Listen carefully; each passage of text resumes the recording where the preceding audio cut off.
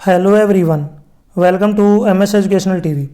इस वीडियो में हम डीएलएड सेकेंड ईयर संज्ञान, अधिगम तथा सामाजिक सांस्कृतिक संदर्भ यानी कि cognition, learning and socio cultural context के जो इंपॉर्टेंट क्वेश्चन हैं उनको डिस्कस करेंगे। यदि आपको और भी सब्जेक्ट के इंपॉर्टेंट क्वेश्चन की वीडियो देखनी है तो आप मेरे यूट्यूब चैनल के ऊपर जाके देख सकते हैं। फर्स्ट क्वेश्चन है, अधिगम से आपका क्या अभिप्राय है। अधिगम को बोलते हैं लर्निंग यानी कि सीखना। सबसे पहले देखिए इसका अर्थ एवं परिभाषाएं। विभिन्न मनोवैज्ञानिकों ने अधिगम की अलग अलग दृष्टिकोणों से व्याख्या की है तथा विभिन्न परिभाषाएं दी हैं। व्यवहारवादियों के अनुसार अनुभव के परिणाम स्वरूप व्यवहार में परिवर्तन ही सीखना है या अधिगम है। बच्चा जन्म से ही अपने वातावरण से अनुभव ग्रहण करके अपने व्यवहार में परिवर्तन लाता है। संपूर्णवाद या गेस्टाल्ट दृष्टिकोण के अनुसार सीखने का आधार संपूर्ण ढांचे का अवलोकन करके ज्ञान प्राप्त करना है। संपूर्ण स्थिति के परिमित क्रिया करना ही सीखना है। इसी प्रकार होर्मिक दृष्टिकोण लक्ष्य केंद्रित स्वरूप पर जोर देता है, अर्थात सीखना लक्ष्य को सामने रखकर किया जाता है। पर्यतन और मूल दृष्टिकोण के अनुसार व्यक्ति कई प्रयास करता है तथा कई भूलें भी करते हैं, तब जाकर कुछ सीख पाता है। इसका प्रतिपादन जो है थॉर्नडाइक ने किया था। नेक्स्ट है जो है कुर्ट लेविन ने सीखने का फील्ड दृष्टिकोण प्रस्तुत किया है तथा यह स्पष्ट किया है कि सीखना परिस्थिति का प्रत्यक्ष ज्ञानात्मक संगठन है और सीखने में प्रेरणा की जो महत्वपूर्ण भूमिका एवं स्थान है। वुडवर्थ के अनुसार अधिगम नए ज्ञान और नई अनुक्रियाओं को ग्रहण करने की एक प्रक्रिया है। अधिगम का मतलब क्या होता है? सीखना। जो भी आप कुछ पढ़ते हैं, जो आप सीखते हैं, वो क्या है? अधिगम। अधिगम देखिए कुछ भी काम हो सकता है, जो भी आप चीज़ें सीखते हैं वो सभी अधिगम कहलाती हैं। नेक्स्ट है व्यवहारवाद से आपका क्या अभिप्राय। व्यवहार का मतलब क्या होता है? बिहेवियर। देखिए व्यवहारवाद का अर्थ है, साधारण भाषा में हम कह सकते हैं कि व्यवहारवाद एक आवृत्ति या दृष्टिकोण है। व्यवहार वह होता है जिसे वस्तु करती है।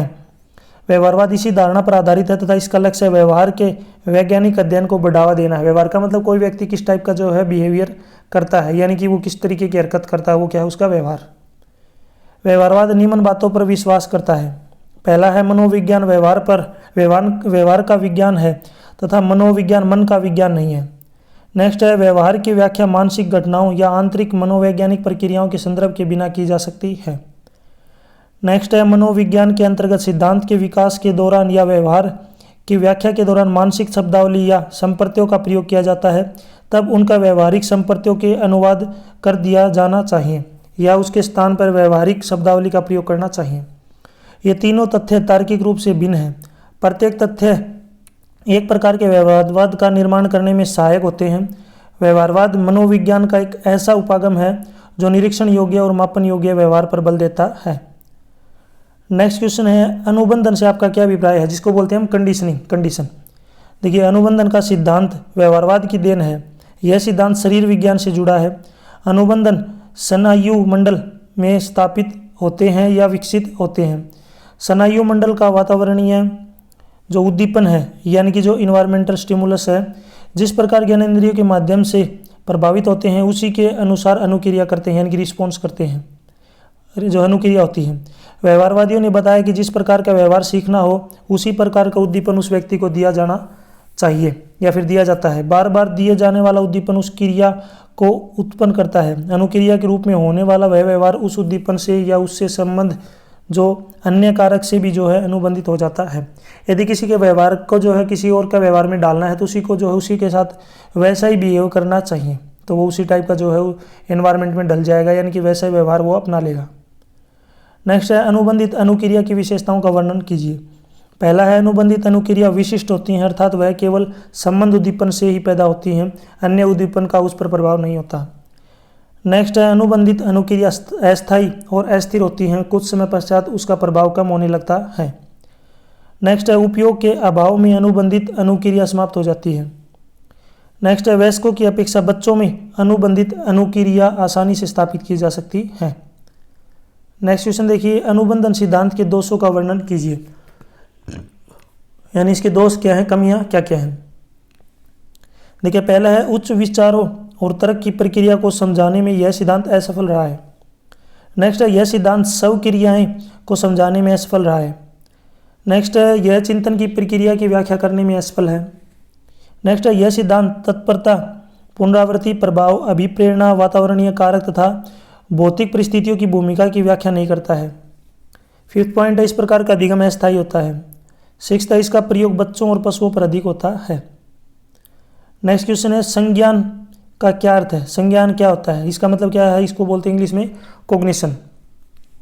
संज्ञान वह मानसिक प्रक्रिया है जिसके द्वारा जीव को किसी वस्तु, घटना या परिस्थिति का बोध होता है, अर्थात ज्ञान प्राप्त होता है। संज्ञान का मतलब किसी के बारे में जो है ज्ञान प्राप्त करना। इसके अंतर्गत प्रत्यक्षीकरण पहचान है निर्णय तथा अवधारणा जैसी मानसिक क्रियाएं सहित होती है। 3 कोटियाँ जिसमें समस्त मानसिक क्रियाएं वर्गीकृत की जाती है होती है संज्ञान यानी कि कॉग्निशन, भावबोध यानी कि अफेक्शन और क्रियावृत्ति यानी कि कोनिशन। उदाहरणार्थ, अचानक सामने भूमि पर रेंगते हुए जीव को देखकर स्पर्श का बोध होता है। संज्ञान फलस्वरूप भय की जो है संवेगात्मक अनुभूति होती है। भावबोध की बात करें तो जो है तत्परांत भागने की जो है तत्परता या क्रिया होती है। और क्रियावृत्ति की बात जो क्या है कि क्रियावृत्ति, आजकल यह माना जाता है कि यदि बालक किसी पारिवारिक या सामाजिक परिस्थिति के सब पार्श्वों को संज्ञान समझ लेता है तो वह सर्वोत्तम होता है। नेक्स्ट क्वेश्चन है, विगोट्स्की सिद्धांत से आपका क्या अभिप्राय है, आपको बताना है। विगोट्स्की के अनुसार बालक खेल के द्वारा अमूर्त अर्थ का विकास करता है जो कि संसार की वस्तुओं से भिन्न होता है। यह उच्च मानसिक प्रकारों के विकास की विशेषता होती है। विगोट्स्की ने सामाजिक नियमों के विकास की भी चर्चा की है। उदाहरणार्थ, जब बालक घर घर खेलते हैं तो भिन्न भिन्न पारिवारिक सदस्यों की भूमिकाओं को अपनाते हैं। विगोट्स्की ने बाल विकास पर तथा सांस्कृतिक तथा अन्य वैयक्तिक संप्रेषण पर कार्य किया है। उसने यह पता लगाया है कि अंतः क्रियाओं के माध्यम से उच्च मानसिक कार्य किस प्रकार विकसित होते हैं। इस प्रक्रियाओं से अंतः क्रिया कहा जाता है। इस प्रक्रियाओं को जो है उसने अंतःकरण कहा है। अंतःकरण, इस प्रक्रियाओं को उसने अंतःकरण कहा है। नेक्स्ट क्वेश्चन है, जोन ऑफ प्रोक्सिमल विकास क्या है? देखिए, ZPD इसको शॉर्टकट में बोलते हैं ZPD यानी कि प्रोक्सिमल डेवलपमेंट। ठीक है, इसको शॉर्टकट में बोलते हैं ZPD यानी कि जोन ऑफ प्रोक्सिमल डेवलपमेंट। देखिए, ZPD शब्द का प्रयोग जो है विगोट्स्की ने उन कार्यों की श्रृंखलाओं के लिए प्रयुक्त किया है जिन्हें वह संपन्न कर सकता है। ZPD की सबसे नियमित जो है निम्नतम सीमा है बालक के स्वतंत्र रूप से कार्य करते समय वह कौशल के जिस स्तर पर पहुंचता है। इसे बालक का वास्तविक विकास का स्तर भी कहते हैं। इसमें ZPD के उच्च स्तर से अभिप्राय है। उच्च स्तर से क्या अभिप्राय है? कौशल का वह स्तर जिसे बालक किसी योग्य अनुदेशक की सहायता से प्राप्त करने योग्य हो। आगे है, विगोट्स्की के अनुसार ZPD बालकों के अधिगम और संज्ञानात्मक विकास में संबंध की व्याख्या करने का अच्छा तरीका है। नेक्स्ट क्वेश्चन है, यंत्र से आप क्या समझते हैं, जिसको बोलते हैं टूल। टूल क्या होते हैं? देखिए, विकास में यंत्र यानी कि टूल से अभिप्राय है पदार्थ। विगोट्स्की के अनुसार यंत्रों की भूमिका बाहर की ओर निर्देशित होती है, अर्थात भौतिक और सामाजिक वास्तविकता के परिवर्तन की ओर उन्मुख। व्यवहार की प्रक्रिया में यंत्र का जो है समावेश, देखिए, फर्स्ट है कई नए कार्यों को शामिल करता है जो किसी दिए हुए यंत्र के प्रयोग से जुड़े होते हैं। नेक्स्ट है कई अनावश्यक प्राकृतिक प्रक्रियाओं को समाप्त करता है तथा अन्य प्रक्रियाओं का कार्य वह यंत्र संपन्न करता है। तीसरा, यह सभी मानसिक प्रक्रियाओं की विशेषताओं में बदलाव लाते हैं जैसे तीव्रता, अवधि, क्रम आदि। नेक्स्ट क्वेश्चन है, चिन्हों और संकेतों का क्या अर्थ होता है, जिसको बोलते हैं साइन और सिंबल। विगोट्स्की ने चिन्हों या संकेतों की भूमिका को परिभाषित करते हुए कहा कि ये अंदर की ओर उन्मुख होते हैं और ये स्वयं के आचरण में स्वयं नियमन के साथ जुड़े होते हैं। आगे बताया, चिन्हों के उदाहरण यहाँ पे दिए हैं, भाषा लेखन, गिनने की विभिन्न प्रणालियाँ, निमोनिक तकनीक, बीजगणित के चिन्ह प्रणाली, कला के कार्य, स्कीमें, चित्र, मानचित्र, मैकेनिकल ड्राइंग्स तथा सभी प्रकार के जो है पारंपरिक चिन्ह हैं। ये सभी एग्जाम्पल हैं इसके। नेक्स्ट क्वेश्चन है, चिन्हों के प्रकारों का वर्णन कीजिए कि चिन्ह कितने कितने प्रकार के होते हैं।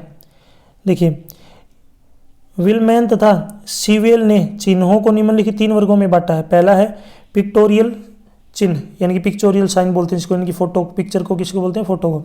वे चिन्ह हैं जिनका संदर्भ जो है जिसके संदर्भ में होते हैं उससे बहुत निकटता से समानता का प्रदर्शन करते हैं, वो क्या होते हैं, पिक्टोरियल चिन्ह। सेकंड है शाब्दिक चिन्ह, वे चिन्ह जिनका उस संप्रत्यय से कोई भी प्रत्यक्ष संबंध नहीं होता जिसके संदर्भ में वह चिन्ह होते हैं। शाब्दिक चिन्ह अधिक मूर्त होते हैं तथा उन्हें उन परंपराओं के अधिगम के माध्यम से समझा जा सकता है जो उनके अर्थ को निर्धारित करता है। चिन्हों द्वारा अभिव्यक्त शब्दों को तभी समझा जा सकता है जब व्यक्ति उस शब्द का अर्थ सीख जाता है। नेक्स्ट क्वेश्चन है ग्राफिक चिन्ह। जो चिन्ह पिक्टोरियल और शाब्दिक चिन्हों के वर्ग के बीच होते हैं उन्हें जो है ग्राफिक चिन्ह का नाम दिया जाता है। नेक्स्ट क्वेश्चन देखिए, नेक्स्ट क्वेश्चन है संवेदना से आपका क्या अभिप्राय है, जिसको बोलते हैं सेंसेशन। देखिए संवेदना शब्द अंग्रेजी शब्द सेंसेशन का हिंदी रूपांतर है।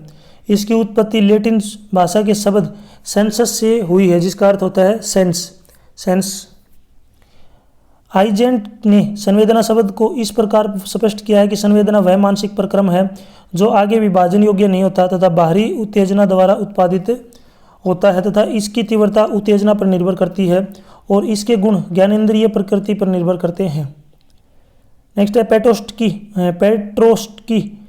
पेट्रोस्की तथा यारोस्की के अनुसार वस्तुनिष्ठ वातावरण के उद्दीपकों के गुणों के परावर्तन को संवेदना कहते हैं। यह तब घटित होता है जब वातावरण में उद्दीपक सीधे प्राप्तकर्ताओं को प्रभावित करते हैं। नेक्स्ट क्वेश्चन है, आगे देखिए इसको क्वेश्चन को आगे पार्ट बचा हुआ है। उपरोक्त परिभाषाओं के विश्लेषण के आधार पर संवेदना को परिभाषित करते हुए यह स्पष्ट होता है कि प्राणी उद्दीपक के प्रति संवेदना का अनुभव तब करता है जब उसके प्रति अनुक्रिया करता है। वातावरण के उद्दीपकों के प्रभाव के कारण हमारी ज्ञानेंद्रियों में जो रासायनिक परिवर्तन होते हैं जिसके कारण नाड़ी आवेग बनकर संवेदी नाड़ियों के द्वारा उद्दीपक जो है सूचनाएं केंद्रीय नाड़ी संस्थान में पहुंचती हैं। संवेदना की तीव्रता और प्रकृति क्या होती है, यह उद्दीपक की तीव्रता और प्रकृति के साथ साथ ज्ञानेंद्रियों की प्रकृति पर भी जो निर्भर करती है। नेक्स्ट क्वेश्चन देखिए, प्रत्यक्षीकरण से आपका क्या अभिप्राय है।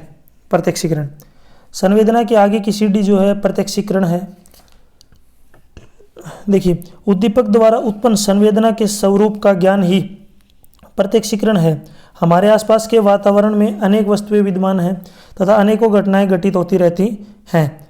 हमारी ज्ञानेंद्रियों का संपर्क इनसे होता रहता है। जब यह संपर्क होता है तो संवेदना होती है। जब इस संवेदनाओं के स्वरूप को जान लिया जाता है तभी उद्दीपक का पूर्ण ज्ञान भी हो जाता है। मस्तिष्क के इस ज्ञानात्मक अनुभव को हम प्रत्यक्षीकरण कहते हैं। प्रौढ़ व्यक्तियों का साधारण ज्ञान अर्थ रहित होता है। इसमें शुद्ध रूप से संवेदना नहीं हो पाती। वस्तु को देखते हुए तुरंत अर्थ को समझ जाते हैं। प्रत्यक्षीकरण में केवल एक ही संवेदना कार्य नहीं करती यानी काम नहीं करती। कई बार जब हम किसी वस्तु का प्रत्यक्षीकरण करते हैं तो उस वस्तु की संवेदना में अन्य कई गुण शामिल हो जाते हैं। किसी वस्तु की अनुभव वस्तु के सामने आने पर सक्रिय हो जाते हैं, चाहे वे संवेदनाओं के ही अनुभव क्यों न हों। उदाहरणार्थ जब हम किसी सेब को देखते हैं तब हमें किसी लाल वस्तु की जो है प्रत्यक्षीकरण नहीं होता बल्कि इसके स्वाद गंध का भी जो अनुभव होता है। अतः सेब को देखते ही सेब की संवाद गंध आदि जो है जागृत हो जाती है। नेक्स्ट क्वेश्चन है, चिंतन से आपका क्या समझते हैं। चिंतन का मतलब क्या होता है, थिंकिंग यानी सोचना। चिंतन एक आंतरिक मानसिक प्रक्रिया है जिसका अनुमान बाहरी या प्रकट व्यवहार से लगाया जा सकता है। चिंतन प्रायः संगठित और लक्ष्य निर्देशित होता है। शतरंज का खिलाड़ी कई मिनटों तक चाल चलने से पहले चिंतन में तल्लीन रहता है। हम यह नहीं देख सकते कि वह क्या सोच रहा है, उसकी अगली चाल से मात्र अनुमान लगा सकते हैं कि वह क्या सोच रहा था, वह किस युक्तियों का मूल्यांकन कर रहा था। आगे है, वास्तव में चिंतन किसी कार्य का ही रूप है तथा इस कार्य के अधिक स्पष्ट रूपों के द्वारा संपन्न किया गया है। बाहरी घटनाओं को अधिकतर संकेतों के प्रयोग द्वारा प्रदर्शित किया जाता है। इस सांकेतिक प्रदर्शन का एक स्वरूप भाषा। वयस्कों में अधिकतर चिंतन में भाषा का प्रयोग किया जाता है। दूसरे शब्दों में चिंतन भाषा या सांकेतिक व्यवहार है, परंतु समस्त सांकेतिक व्यवहार चिंतन नहीं होते। चिंतन के संदर्भ में भाषा का प्रयोग निम्नलिखित दो तरीके से किया जाता है। पहला है दूसरे लोगों के साथ संप्रेषण करने के लिए। पहला दूसरे लोगों के साथ संप्रेषण यानी कि कम्युनिकेट करने के लिए। दूसरा है स्वयं अपने आप से स्थानों, व्यक्तियों, वस्तुओं तथा घटनाओं के बारे में बात करने के लिए। हम स्थानों, लोगों, वस्तुओं और घटनाओं आदि के बारे में प्रतिक्रिया करते हैं। हम इस प्रकार के व्यवहार को चिंतन कहते हैं। बाल्यकाल में चिंतन अक्रमबद्ध होता है। जैसे जैसे व्यक्ति का विकास होता है चिंतन प्रणालीबद्ध होता चला जाता है। यह दृष्टिकोण पूर्वाग्रहों और विश्वासों से प्रभावित होता है। वयस्क चिंतन सृजनात्मकता का प्रदर्शन भी करते हैं। नेक्स्ट क्वेश्चन है, संप्रत्यय निर्माण की आवश्यकता हमें क्यों पड़ती है। इसको बोलते हैं formation, need of concept of formation. देखिए संप्रत्यय निर्माण की आवश्यकता, संप्रत्यय को हम क्या बोलते हैं, कॉन्सेप्ट, निर्माण का मतलब फॉर्मेशन। संप्रत्यय निर्माण हमें अपने ज्ञान को व्यवस्थित या संगठित करने में सहायता करता है, जिससे कि हमें तब भी अपने ज्ञान के उपयोग की आवश्यकता पड़े तो हम इसे कम समय एवं प्रयास से कर सकें। यह कुछ वैसा ही है जैसे कि हम घर में अपने सामानों को व्यवस्थित करने के लिए करते हैं। वे बच्चे जो बहुत ही क्रमबद्ध और व्यवस्थित होते हैं, अपने सामानों जैसे पुस्तक, कॉपी, पेंसिल आदि अलमारी में विशिष्ट स्थानों पर रखते हैं, जिससे प्रातः उन्हें किसी चीज़ को ढूंढना न पड़े। अतः हम अपने विचार या चिंतन प्रक्रियाओं को तीव्र एवं दक्ष बनाने के लिए हम संप्रत्यय निर्माण करते हैं और वस्तु एवं घटनाओं को वर्गीकृत करते हैं। संप्रत्यय निर्माण का मतलब यह है कि कोई घटना को क्रमबद्ध तरीके से एक तरीके से अपने दिमाग में बैठाना। नेक्स्ट क्वेश्चन है, अभिसारी चिंतन से आपका क्या अभिप्राय होता है, यानी कि कन्वर्जेंट थिंकिंग। और इसी का जो एक और उल्टा होता है जिसको हम अपसारी चिंतन बोलते हैं, जिसको बोलते हैं हम डाइवर्जेंट थिंकिंग। सबसे पहले देखिए अभिसारी चिंतन, जिसको बोलते हैं कन्वर्जेंट थिंकिंग। अभिसारी चिंतन वह चिंतन होता है जिसकी आवश्यकता समस्या समाधान में पड़ती है तथा जिस समस्या का केवल एक ही सही उत्तर होता है। मन सही उत्तर की अभिमुख हो जाता है। दूसरे शब्दों में हम यह भी कह सकते हैं कि वह चिंतन जो किसी समस्या के समाधान के लिए एक ही सही उत्तर की ओर निर्दिष्ट होता है। इसी के यहाँ पे मैंने अभी बताया थोड़ी देर पहले, एक होता है अपसारी चिंतन, इसका उल्टा, जिसको बोलते हैं डाइवर्जेंट थिंकिंग। अपसारी चिंतन एक मुक्त चिंतन है जहाँ व्यक्ति अपने अनुभवों के आधार पर प्रश्नों तथा समस्याओं के अनेक उत्तर सोच सकता है। इस प्रकार का चिंतन नवीन एवं मौलिक विचारों को उत्पन्न करने में सहायक होता है। अपसारी चिंतन की विशेषताओं में शामिल चिंतन प्रवाह है, यानी कि फ्लुएंसी, लचीलापन यानी कि फ्लेक्सिबिलिटी, मौलिकता यानी कि ओरिजिनलिटी और विस्तारण यानी कि एलेबोरेशन जो होता है, ये चीज़ें शामिल है। अतः अपसारी चिंतन ऐसा चिंतन है जो मौलिक, आविष्कारशील और लचीला है। ऐसे प्रश्न जिनके कई उत्तर हो सकते हैं, उन सभी प्रकार के उत्तरों को खोजने के लिए विभिन्न दशाओं में जो चिंतन उन्मुख होता है। यहाँ तक जो वीडियो अपनी कंप्लीट हो चुकी है, वीडियो अच्छी लगी तो उसको लाइक करें, अपने दोस्तों के साथ जरूर शेयर करें। और भी सब्जेक्ट के यदि आपको इंपॉर्टेंट क्वेश्चन की वीडियो देखनी है तो आप मेरे यूट्यूब चैनल के ऊपर जाके देख सकते हैं। यदि आपको एग्जाम नोट्स, लेसन प्लान और प्रैक्टिकल फाइल की PDF डाउनलोड करनी है तो आपको इसी वीडियो की डिस्क्रिप्शन में वेबसाइट का लिंक मिल जाएगा, वहाँ से आप इनको डाउनलोड कर सकते हैं। साथ ही साथ यदि आप मुझे फेसबुक, इंस्टाग्राम और टेलीग्राम पे फॉलो करना चाहते हैं तो उसका लिंक भी आपको इसी वीडियो की डिस्क्रिप्शन में मिल जाएगा, वहाँ से आप मुझे डायरेक्ट फॉलो कर सकते हैं। Thanks for watching.